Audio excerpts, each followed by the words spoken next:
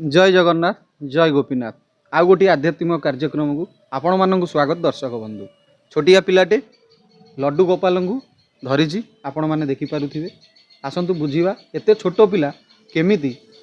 यही जो आध्यात्मिक पथ को आसिले आपण टिके बुझा देखु वर्तमान समय रे ये जो आध्यात्मिक पथ बा आध्यात्मिक मार्ग को आसवाई पिला माने संकोच करती जदि से आध्यात्मिक कथा कह से नाक टेकुंट बा इच्छुक नुहति इच्छा प्रकाश होनी जे लाइन रे आमे आसू किंतु आज देखु दुईटे पिला आम पाखे अच्छा ये पिलाटी देखु ठाकुर को धरी एमती अनेक पिला अच्छा मु मना करूनी किंतु बहुत कम हेले आसतु बुझा से पिला ठारू जे ए लाइन की से कहीं बाछिला कहीं ए लाइन की आसिला आध्यात्मिक मार्ग को देवे माँ आपण को यही आमर जय गोपीनाथ टीवी की स्वागत टिके कैमरा आड़ की देखु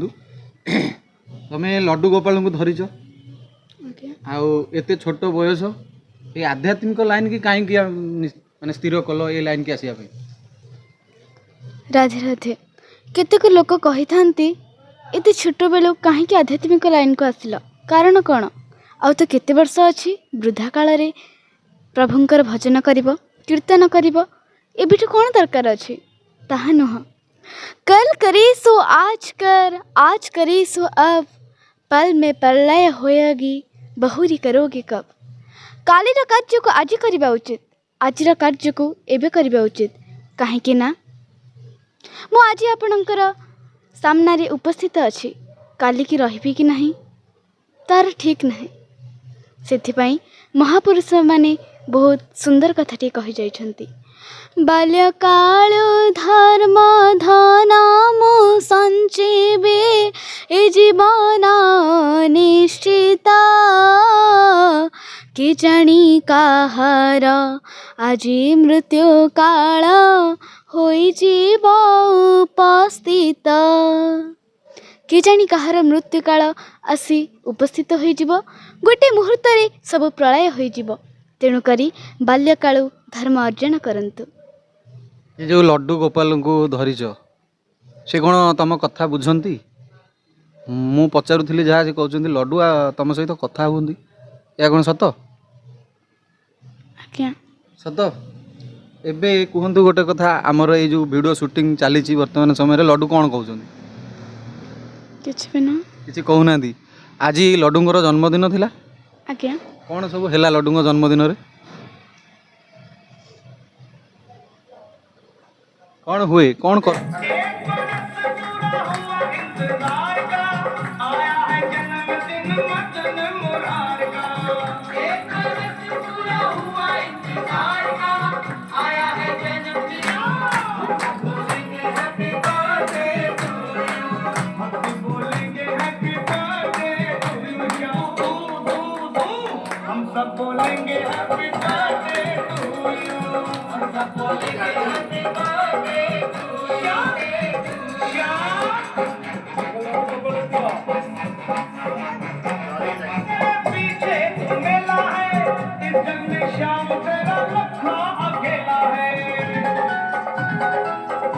तांको पई तो तांको भक्त माने ही खुशी। अच्छा आध्यात्मिक को आसिले जो भजन कीर्तन कर से मिले कौन कहीं आध्यात्मिक को बाछि नेल कौन मिल मिलूँ कौन से कहीं ना प्रभु ही आमर सब किछि तांको पाई ही आमे धरा पृष्ठ को आसीछु जिते बेले आमे माता गर्भरे थिलु सेते बेले आमे नारायण को वचन देइथिलु प्रभु मते संसार को देखांतु मु आपणकर भजन कीर्तन करी से ही आमे धरा पृष्ठ रे सृष्टि हेचु आउ जिते बेले धरा पृष्ठ रे एक मानवटे आसे सेते बेले से सब भूली जाए। देखु दर्शक बंधु माने भजन कीर्तन रे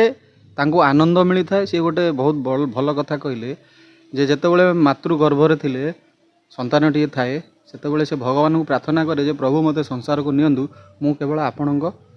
नाम ही भजन कीर्तन करी किंतु ये पिला जे गढ़ी आज ये पिला जदि ए लाइन रे एते बाट आसीचंती तांकर जड़े गुरु अच्छा बिना गुरु रे कौन कार्य हो पारे ना मुझे आसतु मुझे आपको परिचित कराऊँगी गुरु सहित बाबा आपन को स्वागत करुँची मु राधे राधे आपन को स्वागत करुँचे आमर ये टीवी की आपण ये मोर शिष्य पिला ये भी मोर शिष्य पिला कहीं के जानी मु कहीपरिनी भगवान इच्छा रे ये मोर शिष्य पिला होती ये तांकर किछि पूर्व जन्मर जदि कर्मर फल नथा सी मोर शिष्य ही न था किंतु भगवान इच्छा रे सब किछि होता है सी जब तांको सहित मोर पूर्व जन्मरु किछि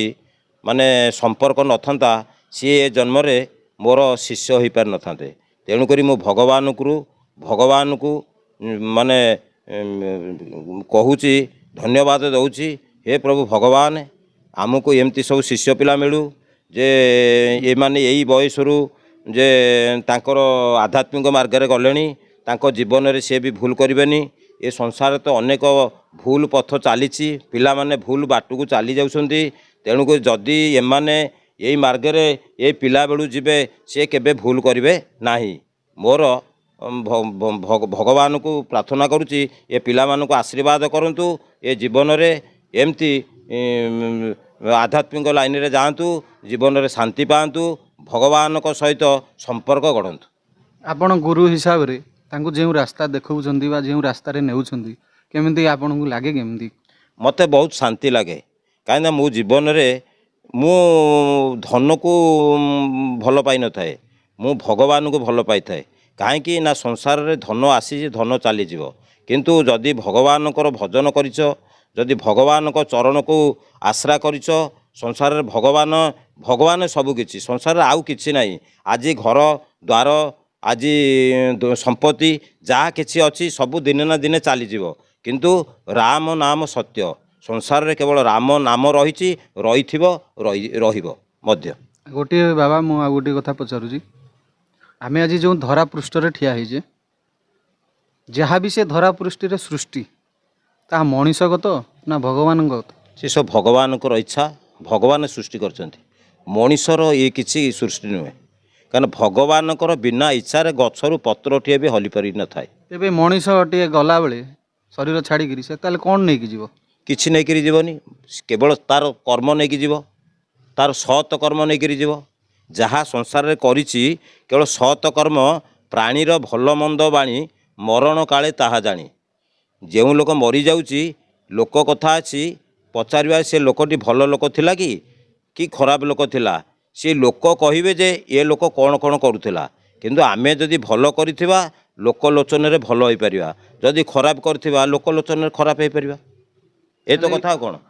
वर्तमान गोटे मनीषर जन्मटा कष्टदायक ना मृत्युटा कष्टदायक जन्म आउ मृत्यु भगवान को इच्छा रे होता है किंतु कष्ट हेले जीवन सारा कष्ट होता है किंतु मनीष पिला जिते जन्म नहीं थाए ता माँ कष्ट पाई थाए पिलाटा जन्म पर माँ भी खुशी अनुभव करें किंतु मला बेलू को प्रत्येक मनीष माने मृत्यु को भय करी सत किंतु किए कष्टे जाऊे किए पड़ी सांगे सांगे चली जाऊ से तो अलग कथा किंतु जीवन सारा कष्ट मृत्यु आ जन्म कष्ट नुहे सेटा भगवान को इच्छा होता है आम जाना पाइजे जे जन्म ठारू मृत्युटा अत्यंत कष्ट मृत्यु कौन जो मैंने पीड़ित अवस्था रे जाती माने शଯ୍ୟାଶାୟୀ होकर जाइथांती किछि माने से माने किछि कर्म करिथांती जो कर्म ही तांको एमती माने कष्ट देई थाए मनुष्य देहे दिव्य ज्ञान देखी संतोष भगवान किंतु मनुष्य जदि तार दिव्य ज्ञान बल किछि भगवान किछि कर्म करिछि तार मृत्यु पूर्वरु सी चली जीव आउ जदि किछि कर्म कुकर्म करिथिबो से पीड़ित हेबो एटा तो माने लोक कथा आउ भजन कीर्तन जदि न करिबा जणे मनीष भजन कीर्तन न करिबो कोन असुविधा हो तार भजन कीर्तन तो भगवान कर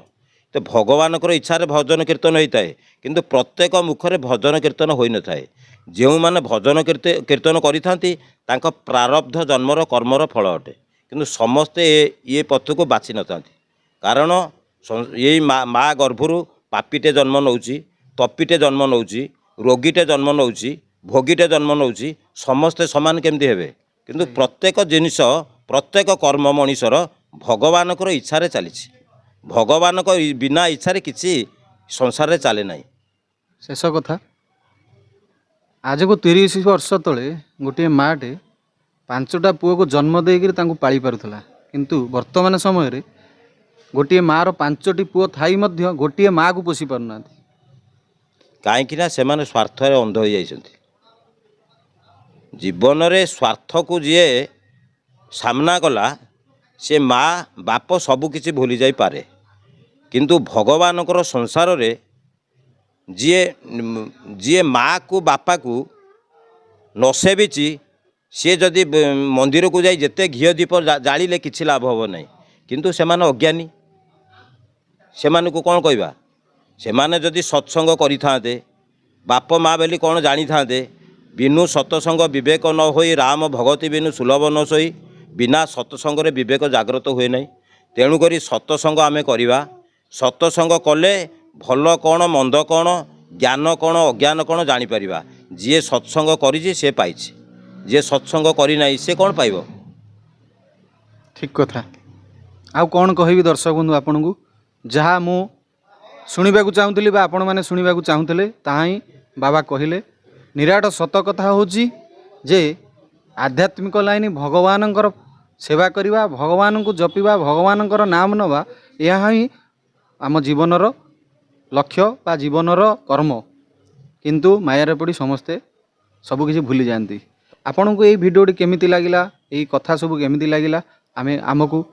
ଆମକୁ କମେଣ୍ଟ ମାଧ୍ୟମରେ ନିଶ୍ଚିନ୍ତ କହିବେ। ରହୁଛୁ, ପୁଣି ଆଉ ଗୋଟିଏ ଏଇଭଳି କାର୍ଯ୍ୟକ୍ରମକୁ ଆମେ ଆପଣଙ୍କୁ ନିମନ୍ତ୍ରଣ କରିବୁ। ସେଥି ପର୍ଯ୍ୟନ୍ତ ବିଦାୟ ଦିଅନ୍ତୁ। ଜୟ ଜଗନ୍ନାଥ, ଜୟ ଗୋପୀନାଥ।